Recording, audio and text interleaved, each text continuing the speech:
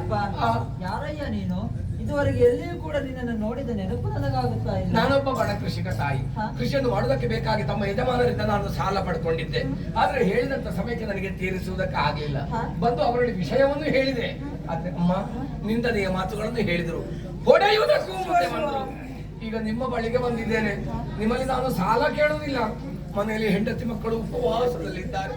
ಅಮ್ಮ, ಒಳಗೆ ಒಂದಿಷ್ಟು ಅನ್ನ ಇದ್ರೆ ಕೊಡ್ತೀರಾ ತಾಯಿಯೇ? ಅಯ್ಯ, ನಿನ್ನ ಮಾತುಗಳನ್ನು ಕೇಳುವಾಗ ಬೇಸರವಾಗುತ್ತಾ ಉಂಟು. ಆದ್ರೆ ಏನು ಮಾಡುವುದು ಹೇಳು? ಏನಮ್ಮ? ದಾನ ಧರ್ಮಾದಿಗಳನ್ನು ಮಾಡುವಂತಹ ಮನೆ ಇದಲ್ಲಪ್ಪ. ನೀವು ಹಾಗೆ ಹೇಳ್ಬೇಡಿ ತಾಯಿ.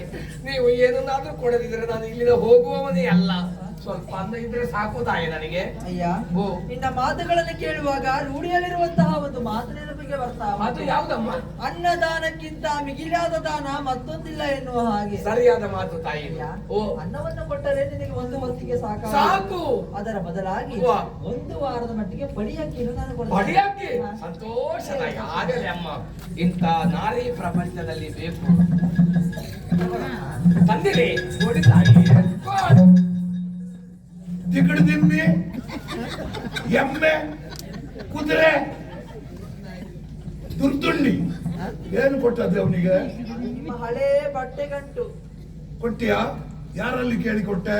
ಯಾರಲ್ಲಿ ಕೇಳಲಿಲ್ಲ. ಕೇಳೋದೆ ಕೊಡ್ಲಿಕ್ಕೆ ಹೇಗಾಯ್ತು? ಈ ಮನೆಗೆ ಯಜಮಾನ ನಾನ ನೀನ? ನೀವು ನನ್ನಲ್ಲಿ ಒಂದು ಮಾತು ಕೇಳಬೇಕನ್ನುವ ನೆನಪಿಲ್ವ ನಿನಗೆ? ಪಾಪ ಬಡವ ಸ್ವಾಮಿ. ಅವ ಬಡವಾದರೆ ಅವ ನೋಡಿಕೊಳ್ಳಿ. ನನ್ನ ಮನೆಯಲ್ಲಿ ಇದ್ದದ್ದನ್ನು ನನಗೆ ಕೇಳದೆ ಕೊಡ್ಲಿಕ್ಕೆ ಮುಂದಾಗುತ್ತೀಯ? ನಿನ್ನ ಅಪ್ಪ ಕೊಡುದು ಕೊಟ್ಟನ? ಅಪ್ಪನಲ್ಲಿ ಇರ್ಲಿಲ್ಲ. ನಿನ್ನ ನಾಟಕ ಎಲ್ಲ ಬೇಡ. ಮುಗೀತು. ಈ ಕ್ಷಣದಿಂದ ನಾನು ಹೆಂಡತಿ ಅಲ್ಲ, ನೀನು ಗಂಡ ಅಲ್ಲ.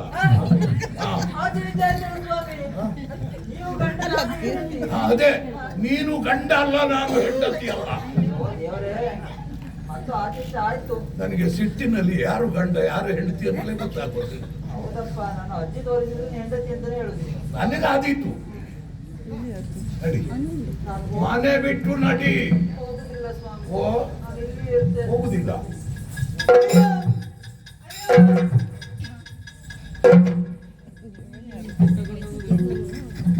ಅಂದೇಪ್ಪ, ಎಂತದ ಕೈಯಲ್ಲಿ ಎಂತದ? ಅದು ಹಳೆ ಬಟ್ಟೆ ಗಂಟು. ಅಕ್ಕಿ ಉದುರ್ತಾ ಉಂಟು ಕೆಳಗೆ. ಗಟ್ಟಿಯಿಂದ ಅಕ್ಕಿ ಉದುರ್ತಾ ಉಂಟಲ್ಲ. ತೆಂಗಿನಕಾಯಿ, ಬೆಲ್ಲದುಂಡೆ, ನೀರುಳ್ಳಿ. ಅದು ಅಮ್ಮನವರು ಪಾಪ ನನ್ನ ಮೇಲೆ ಕರುಣೆ ತೋರಿ ಕೊಟ್ಟದ್ದು. ನಮಸ್ಕಾರ, ಬರ್ತೇನೆ. ಅಮ್ಮನವರು ಪಾಪ ಪಾಪ ಅಂತ ಹೇಳಲಿಕ್ಕೆ ನೀನು ಯಾರ? ನನ್ನ ಮನೆಗೆ ಬಂದು ನಿನ್ನ ಯಜಮಾನಿಕೆ. ನಾನು ಬರ್ತೇನೆ. ಇಡು ಅಲ್ಲಿ ಗಂಟೆ ಇಡು.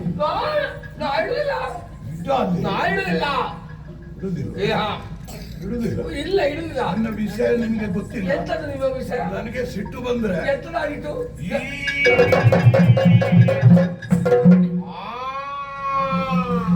ಸ್ವಾಮಿ, ನಿಮಗೆ ನರ ಎಳೆತ ಉಂಟಾ? ಮತ್ತೆ ಎಂತದ್ದು? ದೇಹದ ಶಕ್ತಿಯನ್ನೆಲ್ಲ ತೋಳುಗಳಿಗೆ ಕ್ರೋಢೀಕರಿಸಿಕೊಂಡ. ಯಾಕೆ ಬೇಕಾಗಿ? ಗಂಟು ಎಳಿಲಿಕ್ಕೆ. ಈ ಸಣ್ಣ ಗಂಟು ಎಳಿಲಿಕ್ಕೆ ಅಷ್ಟು ಶಕ್ತಿ ಬೇಕಾ ನಿಮಗೆ? ನೀನು ಗುಣ ಸುಂದರ ದೊಡ್ಡಕ್ಕಿದ್ಯಲ್ಲ, ಮತ್ತೆ ಎಳೆಯುವುದು ಯಾಕೆ? ನೀವು ಕೊಡ್ತೀಯ? ಆಗುವುದಿಲ್ಲ. ಕೊಡುದಿಲ್ವಾ?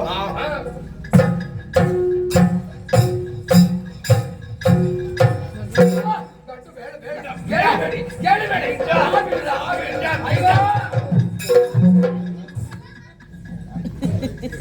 ಬೇಕಾ? ಉಂಟಾ? ಉಂಟು. ಮೂರು ಸಾಕು. ಎಷ್ಟು ಬೇಕು? ಮೂರು ಸಾಕು. ಒಮ್ಮೆಗೆ ಬಿಟ್ಟು ಬಿಡಲ್ಲ ಮಾರೆ. ಮತ್ತೆ ನೀವು ಒಮ್ಮೆಗೆ ಎಳೆಯಲ್ಲ. ನಾನೇನು ಬಿದ್ದು ಸತ್ತು ಹೋಗ್ತಿದ್ದಿಲ್ಲಲ್ಲ. ಬೀಳುವಾಗ ಹಿಂಬದಿಗೆ ನಿಮ್ಮ ಮಂಡೆಗೆ ಬಂಡೆ ಒಂದು ಸಾಕಬೇಕಿತ್ತು. ಎಲ್ಲ ಬಿಡ್ಲಿಕ್ಕೆ ಆಗೋದಿಲ್ಲ ಇವರಿಗೆ. ಎಲ್ಲ ಎಳಿಲಿಕ್ಕೆ ಆಗುತ್ತದೆ ನಿಮಗೆ. ನನಗೆ ಬಂಡೆಗೆ ಬಂಡೆ ತಾಕಬೇಕು. ನಿನ್ಗೆ ಮಂಡೆ ಇದ್ರಲ್ವ ಬಂಡೆ ತಾಕು.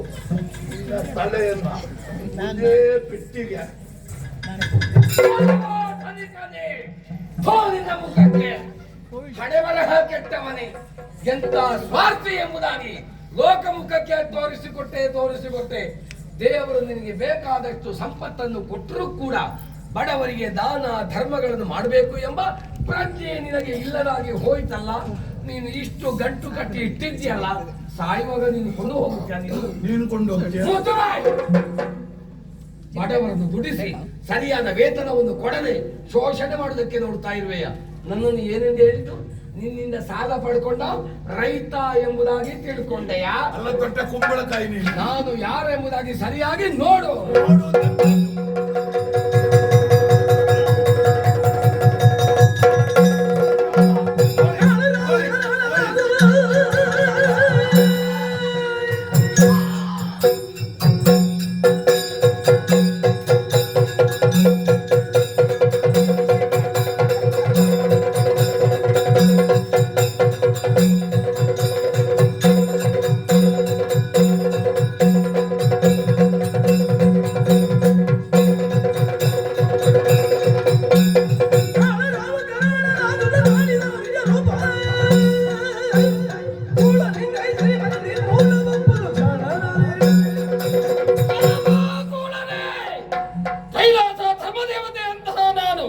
ಮಾರುವೇಷೆಯಿಂದ ಬಂದು ಅನ್ನವನ್ನು ಕೇಳಿದ್ರೆ ಕೊಡುವುದನ್ನು ಬಿಟ್ಟು ಹೊಡೆಯುವುದಕ್ಕೆ ಮುಂದಾದೆಯ.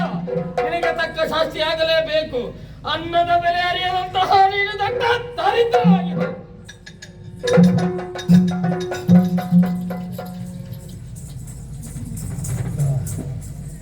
ಮಾಯ